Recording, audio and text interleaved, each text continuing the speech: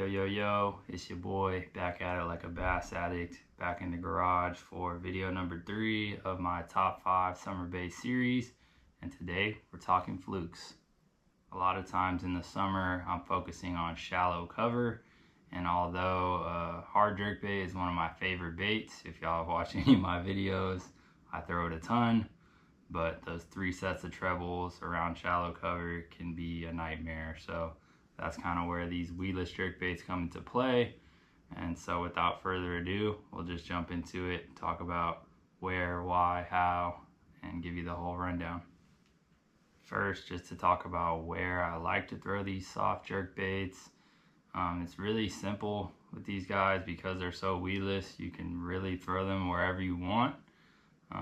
You're obviously imitating some kind of bait fish, so if you're seeing bait fish around up shallow, those are obviously great areas to throw something like that.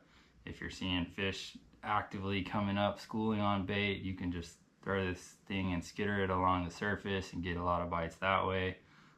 For me, I fish a lot of grass, if y'all can't tell, and so a lot of my focus is on just grass, weed lines, weed pockets. That's kind of what I grew up doing with the Fluke, is fishing shallow grassy ponds and just twitching it through that stuff. You can kind of let it sink out, get hung up a little bit in the grass, and just pop it out, and they smoke it. So it's a very versatile bait. It's great on deeper edges, weed lines.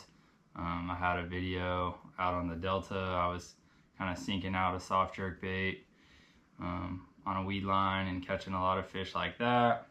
If you watch that most recent Clear Lake video, I was throwing it up in the trees and the flooded willow trees and twitching it around there, and I got some cool bites doing that, including that big 5-pounder. So it's such a versatile bait, and really whatever feels fishy to you, wherever you're catching fish this time of year, pick one of these up, you'll get bit. Next, we'll just talk about some of the baits and brands that I like to use. Obviously, it'll all be linked down in the description as always, so you don't have to take notes or nothing. Just go check that description. Everything will be linked, my gear, the baits, just so that'll all be there for you. So you can hop on, click the link, and buy whatever you need. So without further ado, we'll just get into the old reliable, the staple, the Zoom Super Fluke, salty Super Fluke. This is like the first bait that I was introduced. It's kind of the OG. When I always say Fluke instead of soft jerkbait, it's kind of interchangeable, but that's because this is the OG. So when you talk about soft jerkbaits, a lot of people just call them Flukes because that's where the name kind of came from. But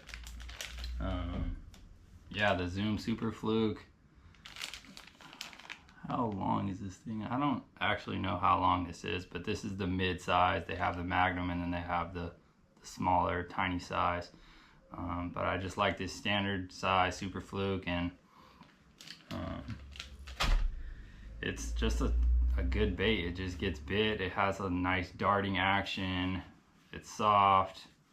It doesn't really have any scent to it, but they just eat it. So it's one of those go-to staple baits that's been around forever.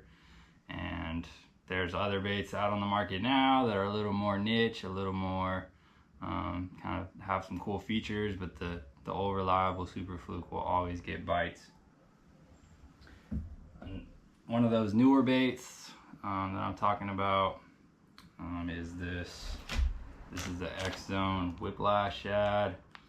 Brandon Polinick helped design that one, and this is more of a kind of like a sluggo type of vibe. Like, it has the front part of the body is very similar to a Super Fluke. It's got that hook cavity, so you can hide your hook in there, but then that back half is really more like a straight tail worm than a fluke. So instead of having that split tail on the Fluke where you get a little bit of quiver, on this guy it's just that straight tail, and as it's falling, it likes to just wag on the way down, kind of like a Cinco. You get a little bit of a shimmy, and so it's a cross between a soft jerkbait and a stick bait, I think.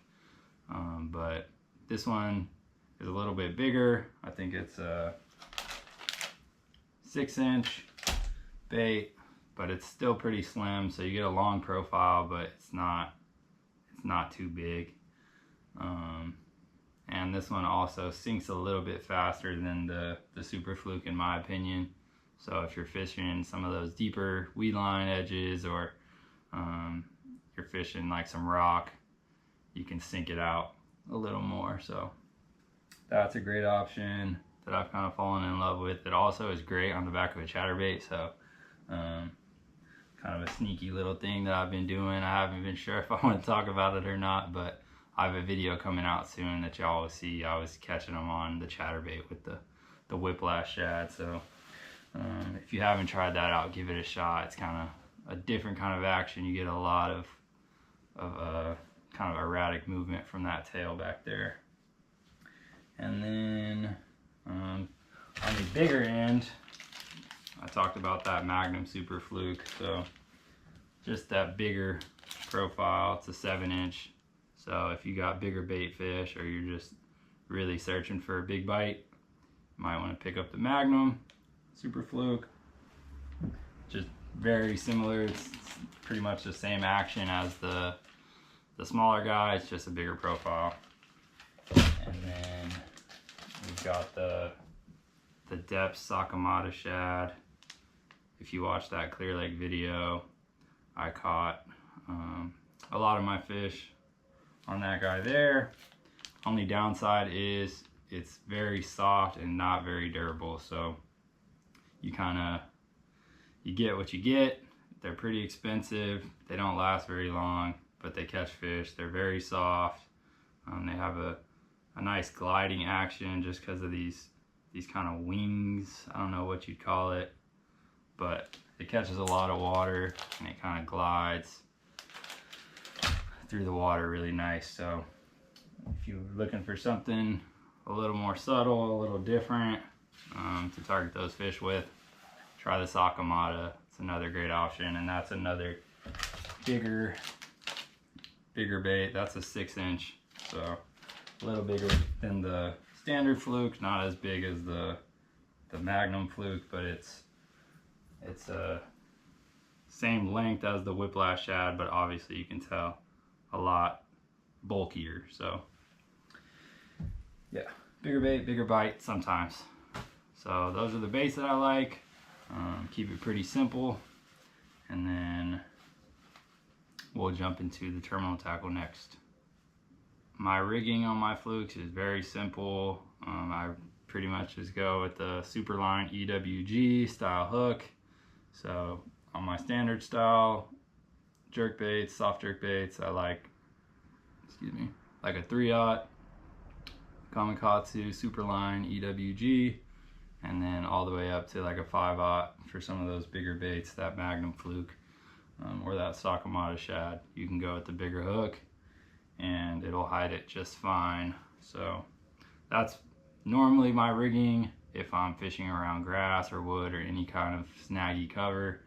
I like that weedless presentation, but there is kind of a secondary rigging that I'll do sometimes if I'm fishing more open water, if I'm fishing like schooling fish that are kind of just coming up randomly. What I'll do is, let me get this hook out of here. I'll get like a drop shot hook. I'm not sure if y'all can see that, but just get a little drop shot hook, and then I'll get an owner CPS spring, and I'll just twist that spring into the nose of the Fluke, and then I'll just nose hook it with that drop shot hook or Nico style hook, whatever hook you like. And I'll just hook it through the nose, and that way you have an open hook, and so your hookups are a lot better. You can run it on lighter line, lighter rod. You can even throw it on a spinning rod. But if you're not fishing around cover, you don't have to worry about being weedless. The hookup on this is amazing. A lot of times with the Fluke, they're gonna eat it head first. So like as you're twitching it, they just come up and slurp it. So having that drop shot hook hooked in the nose, you just get them hooked good every time.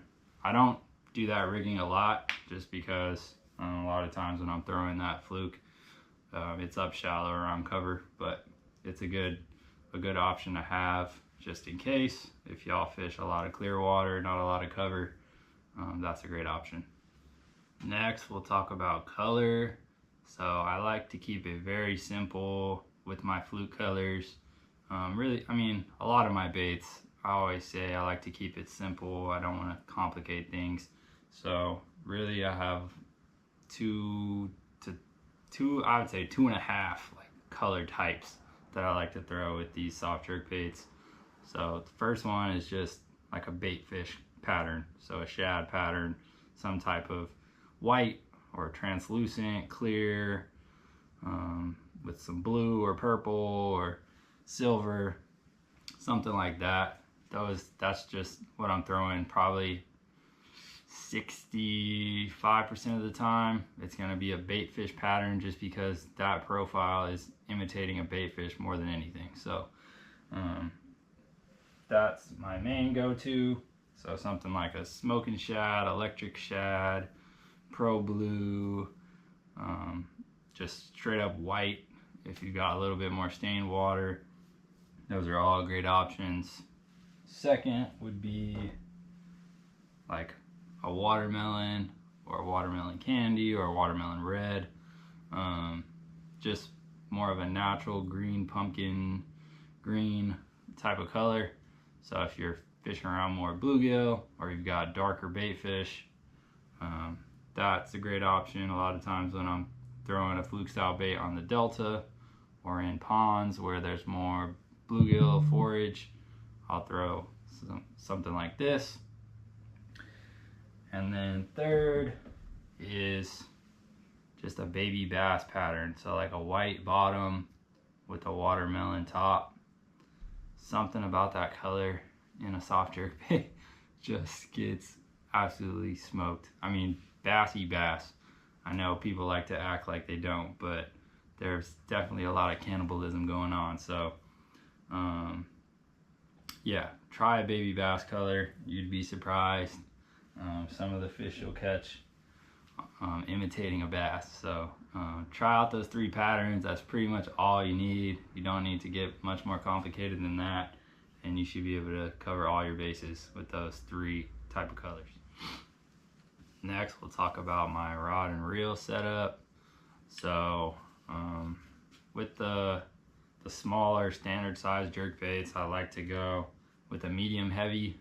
So this is Shimano X Pride 7.2 medium heavy.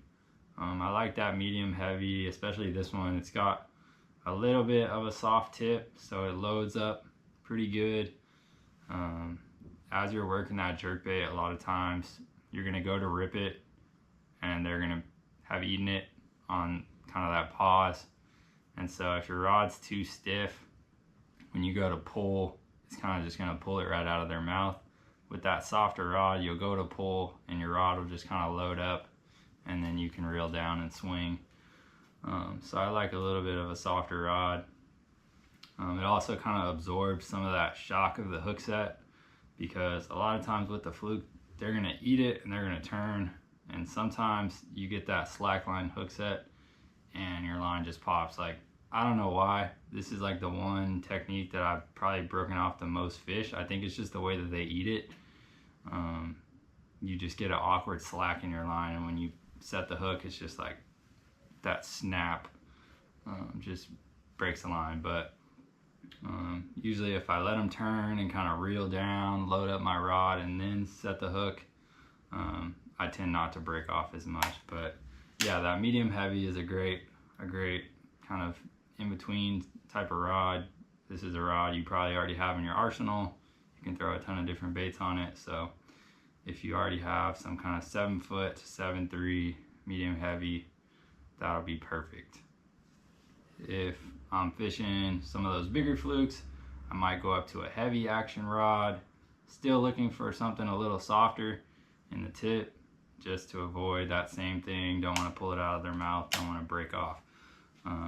But if you're going with the bigger bait, you're going with that 5/0 Superline, you're gonna need a little more beef to set the hook, so that's when I'll bump up to a heavy action. And then in terms of the reel, just like with hard jerk baits, you're not working the bait with the reel, you're just using the reel to reel up your slack and then reel in your bait. So I like to go with a pretty fast reel. This is a 7.4. So a lot of times, like I said, they're gonna eat it on the pause, so they might swim off with it. You might need to catch up to them. So I like having a faster gear ratio.